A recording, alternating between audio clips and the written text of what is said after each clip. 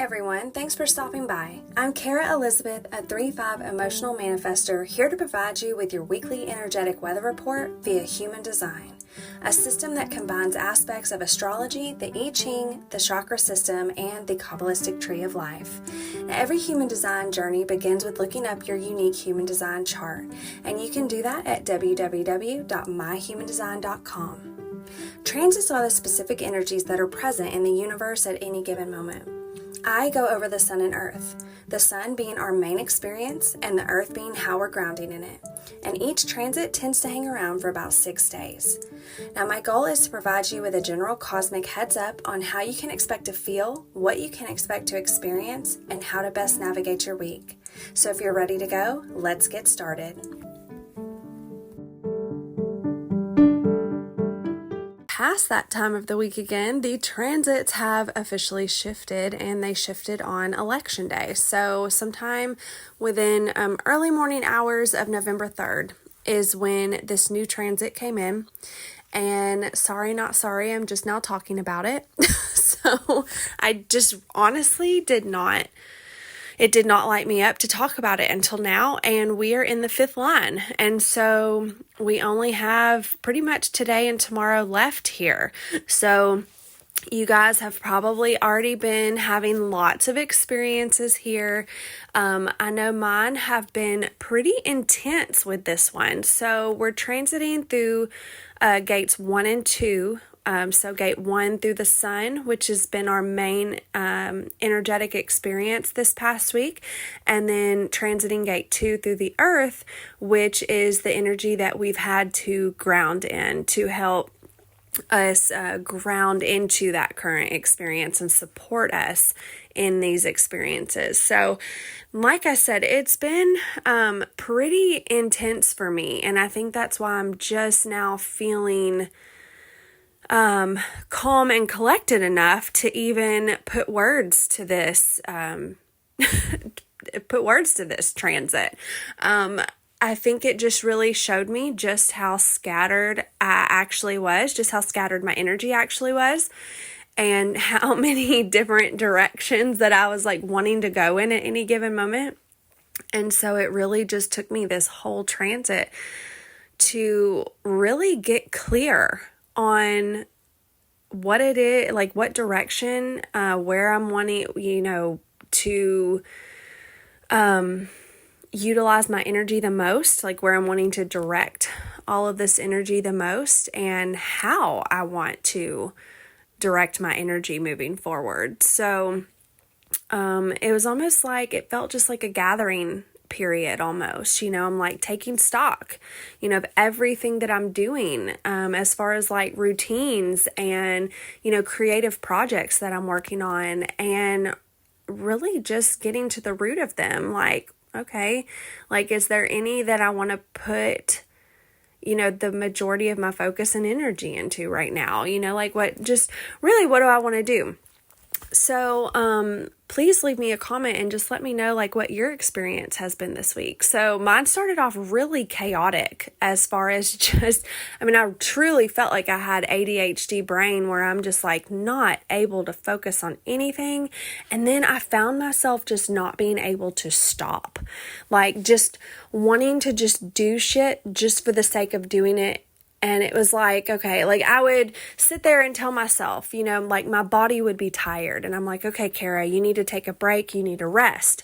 But then as soon as I would say that and like lay down, I'm like picking up my phone, wanting to do things on my phone. And then I get caught up in that. And then next thing I know, like I'm not even resting. I'm up like cleaning the house, or I'm up like trying to record this transit, which by the way, I tried to record it twice earlier in the week and it just was not working. Like my energy was truly everywhere and nowhere at the same time. Like it was like trying to do all the things, but then getting absolutely nothing accomplished because that's not really what I needed to be doing. So it's like I just had to like really force myself to slow down, and that was hard for me to do this week. So anyways, long story long, because it's me, let's just get into transit.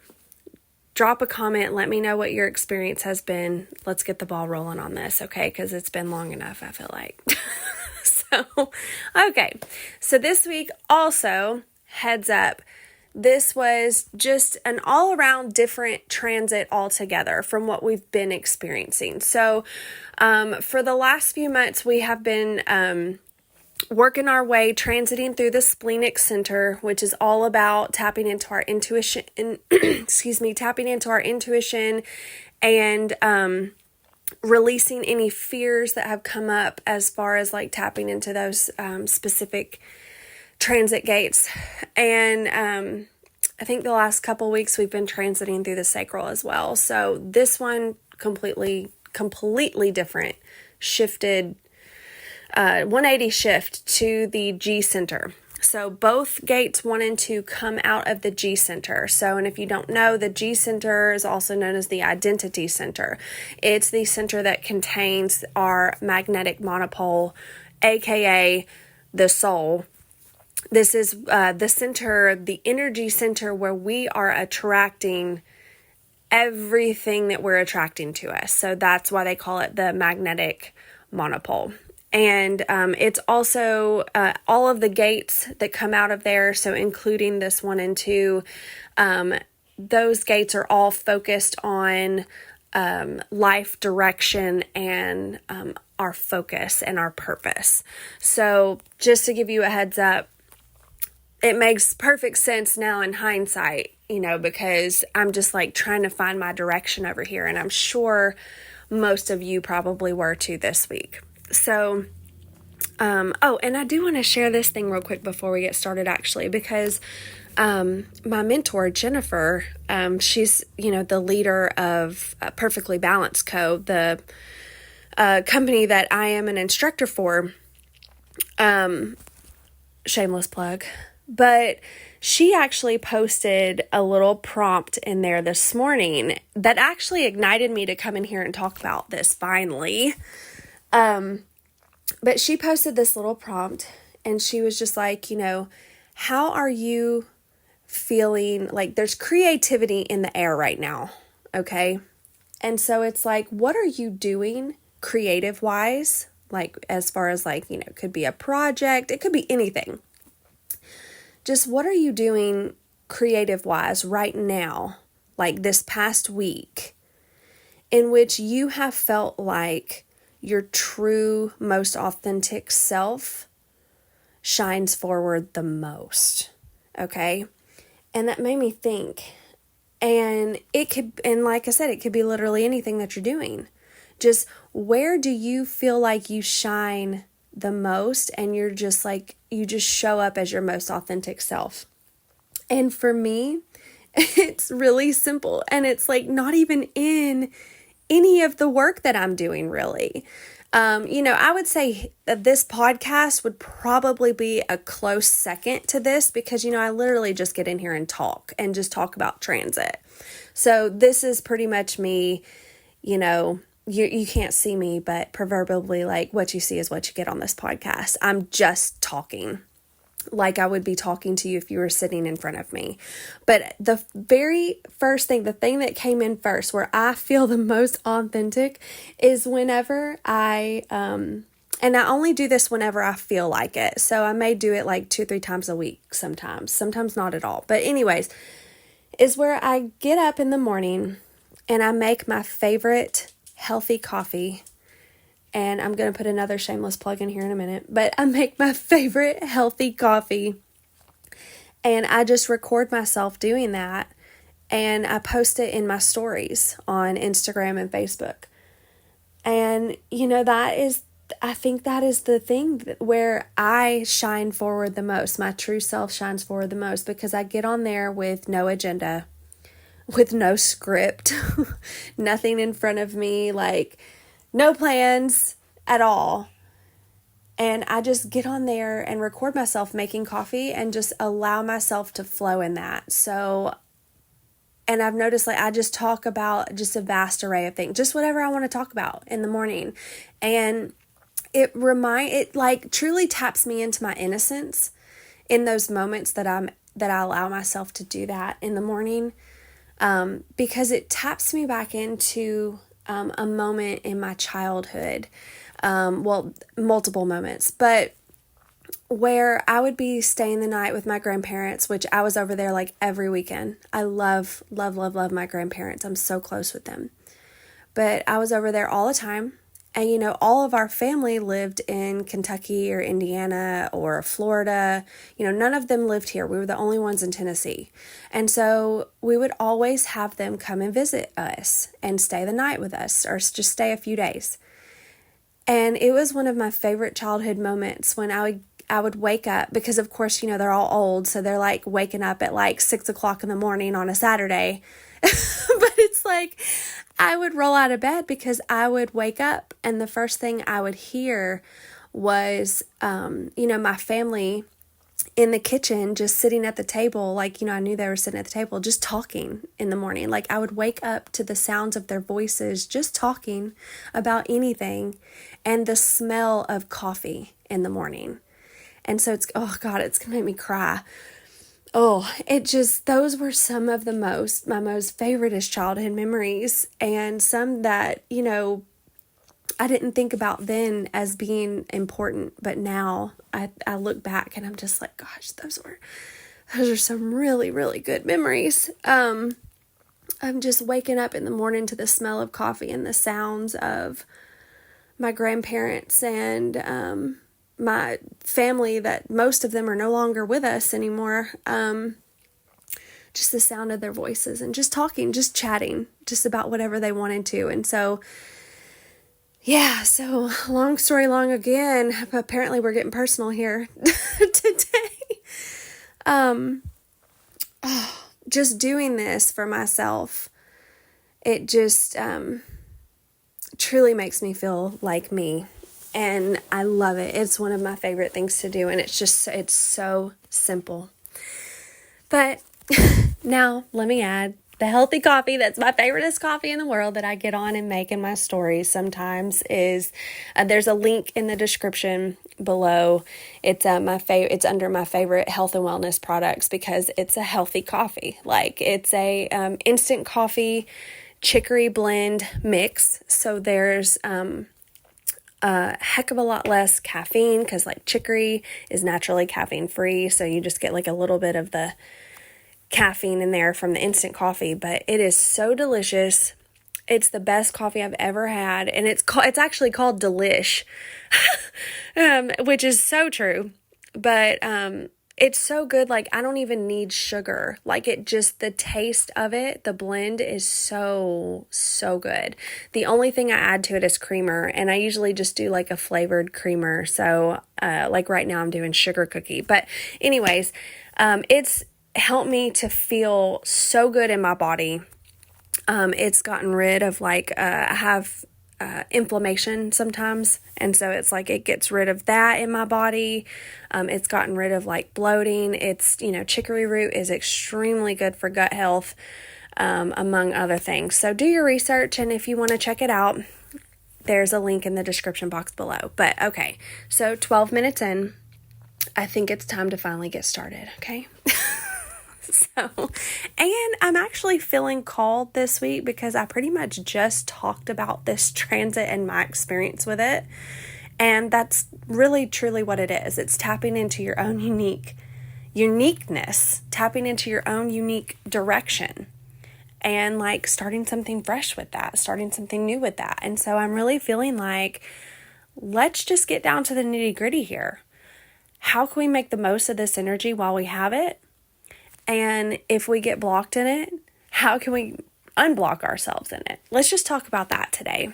So we're doing something different, which is totally in alignment with this transit. So anyways, gate 1, it's our sun experience. It carries with it the energy of newness and originality. How can we make the most out of this for the next couple of days while it's still here? And the first way we can make the most out of this is by remembering our individuality. So society is going to constantly try and convince you that it's better to be how the majority of people are. But for you, me, and the rest of humanity right now, it's going to be so important to notice the unusual things about you, and you're going to want to emphasize those right now. So this is always going to make you feel more powerful and capable. Just try it. Even if there's fear that comes up with it, just try it and just feel how good it makes you feel to tap into your uniqueness. It's also going to be important that you don't ever feel like you rely on other people, whether that's for your happiness, because for you, your happiness is going to come from your connection to your creative genius, or that you rely on other people for security or for money. That's always going to make you feel uninspired and trapped and keep you out of your creative potential. So what keeps many people out of their creativity is a fear of being too individual, that it would lead to rejection, judgment, or separation from society or their loved ones. But my friends, this could not be further from the truth, which is that when you actually get over that fear and share your light, because it's a deep form of loving people. The greatest experiment that you will ever take is to be your most individual self and discover it only improves every way you experience. And life will constantly nudge you to go there when, on a soul level, you'll feel like not being individual costs you too much. So fulfilling your job in this life requires that you feel like you're on a forefront in some way, coming up with new, fresh ways and ideas. So, and the thing that comes up for me here is, I don't know if you've watched this already, but on Netflix, they just added a Martha Stewart documentary called Martha.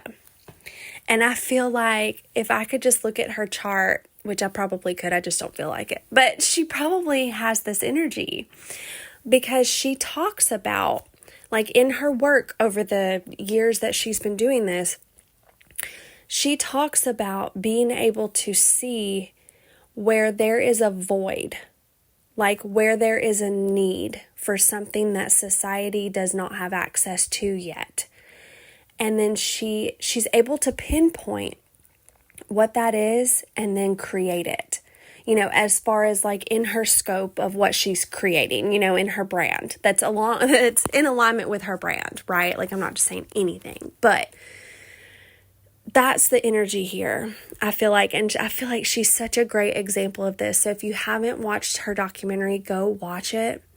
I feel like she is such a good example of this one energy. But anyways, let's move on. So where can we struggle here? Where can we get blocked? And how can we unblock ourselves here? What are some tips and tricks we can do? And the first thing we can do is by making peace with the death and the rebirth cycle. So even when you're totally in your creative genius and sharing that with the world, know that creativity and therefore happiness will flow to you in a way that you can't always control. Some days you're going to wake up and feel super creatively inspired and thus full of excitement and joy again. But other times you'll feel uninspired and therefore a little blue.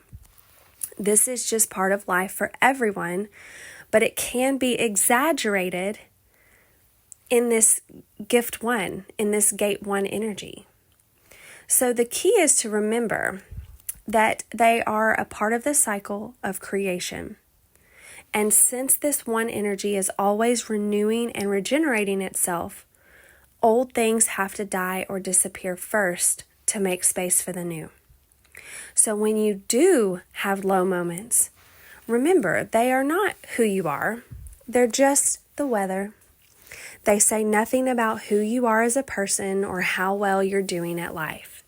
As long as you're engaging rather than sitting on the sidelines of life, trying to avoid it for fear of the low parts, you are on the right path.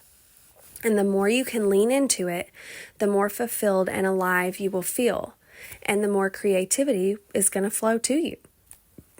There will always be times when you don't feel connected to your creativity and bringing new things to another or others. But you can use those low points in the creative wave as a nudge to dig even deeper in your endless well within. Imagine things you haven't imagined yet about what's possible in life. There's nothing more exciting to you than pushing the bounds out even further. So don't judge the blue moments as being worse than the pink ones. The blues are a sign telling you when to go inwards, when to be more mellow, when to explore those sentiments, because there is still creative gold and aha moments in those low moments too. There is constant dance between light and dark, melancholy and happiness, and one cannot simply exist without the other. And now the next thing we can tap into to unblock ourselves here is by surrendering to your creativity and its wave. So whenever you feel disconnected from your creativity, retreat and be alone. If you try to look outward and engage in the world to help you escape your uninspired or lifeless feelings, it may actually temporarily make you feel more stimulated, yes, but remember that you're here to bring in new things. And what's out there in the world is already old to an extent. True inspiration, genius, and aliveness will come from being with yourself. So whether you're part of a team or self-employed, you need to have ample time working and creating by yourself. The same goes in relationships. You need your alone time because that's what is going to strengthen your connection to self with its own thoughts and ideas. So that is the one, my friends. Now let's move on to gate 2. This is where we're grounding this week, where we're being supported in that one energy that we just went over. And this one carries with it the energy of being able to bring things into form. So don't you love how the universe works? I know I do. The first one is literally about creation. And this next one, we're being supported in bringing those creations into actual form. So this is truly about, I feel like, the birthing process, okay? Like how we create a child. Look at it like that. How we literally create it from just nothing. Like it's just created from like the ethers of like just formless matter. And then when we give birth, we bring that into form. So that's just what it reminds me of. So let's just go right on in. So how can we make the most out of this energy? And that is by saving your gift for your specific niches. Oh, niches, however you say that. Bitches. I don't know, niches. I hate this word, but for all intents and purposes, this is what we're going to do. So the ideal here is to provide structure and form, but only when it's a part of you sharing your calling or specific genius. So don't let it permeate into every area of your life. So let's just say that you're really good at structuring a deal and you do that for your work. So you could apply that to also helping your romantic partner map out a project that they're working on. Just don't let it also make you believe you need to tell them how to shop for the groceries. But if food and nourishment is your thing, then by all means help them buy groceries in a better way and maybe even do it for others and get paid for it. So conserving this gift and not wasting it, though, on the wrong stuff is the easiest way to get even better at your craft because you've freed up new reserves of potential. Boom. That's it. Just save your energy, save your gift for your specific area of expertise. Plain and simple. Don't waste it on shit that you really don't want to be doing. So rewind this podcast and go listen to my experience and you'll see that's exactly what I did. So anyways, we're moving forward. What can block us here and how can we unblock ourselves here? And we can tap into unblocking ourselves by not leaning on others. So the negative side of organization and order is control. So in this energy, it can be really easy for us to be responsible and directing everyone around us, that it can lead to believe that it can lead us to believe that we always have to be controlling everything for things to go well. So this can get us into situations where we don't think others are capable of doing anything without us, and worse, we can even start to believe that there are unseen forces at work, much more powerful than any human, that are constantly there supporting us. So the irony of this, though, is that the more we feel we need to have a tight grip on life, the more evidence shows up around us to confirm that. So there's no space for synchronicities or for things effortlessly sorting themselves out. Nothing happens unless we are pushing and forcing it to. So this is basically going to just reaffirm this belief for us that it has to be like that. Whereas when we can use this gift only when it's actually helping, this is when we can truly tap into the purpose of this gift and also not wasting it on the things that we're not meant to be directing. So you can actually develop the gifts of this energy so much more, and the other areas of life are just going to seemingly fall into place when you can tap into that, not wasting it on things that you're not meant to be wasting it on. So even when things feel like they are out of order to you, they are actually perfectly in order, because challenges and problems and rock bottoms are here to catapult us into new learnings and new levels of growth. They are here to push us towards something really, really good. So when a problem arises for you, just tap into practicing asking what good thing it could be pushing you towards. Challenges and problems are something that we can transform, sure. But we also don't want to plaster over them so fast that we miss the gift.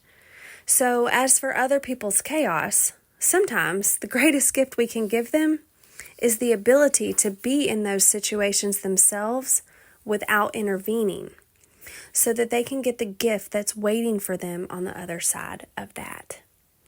So that, my friends, is transit for this week. You've got today and tomorrow left in it, so make it count, my friends. And I will see you in a couple days when transit shifts again. Love you guys.